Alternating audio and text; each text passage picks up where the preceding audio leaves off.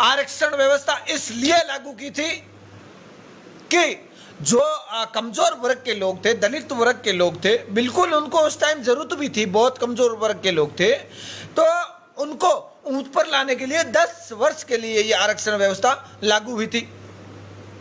और इन भ्रष्ट पार्टियों ने, हरामजादे नेताओं ने इसको एक ऐसा मुद्दा बना दिया,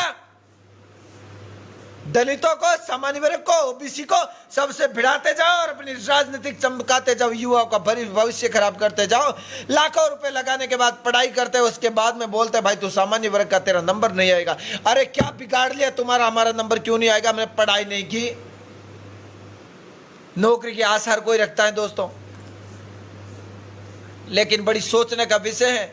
और फिर वही युवा अपनी जिंदगी के तंग आकर कई आत्महत्या करते हैं, कई युवा साथी गलत कदम उठाते हैं, कई डाकू बनते, कई चोर बनते, कई गुंडे कहलाते हैं, और कई आगे बढ़कर इनके खिलाफ आवाज उठाते हैं। तो उनको टीवी वाले गुंडे, वो अंजना काश्यप जो आज तक एबीपी में जो भी है ना, वो हरामजादे फिर अपन को गुंडे बता देते हैं। तो आप सभी से निवेदन है, इस अन्याय के खिलाफ एक आवाज उठाइए, आरक्षण की मांग को लेकर।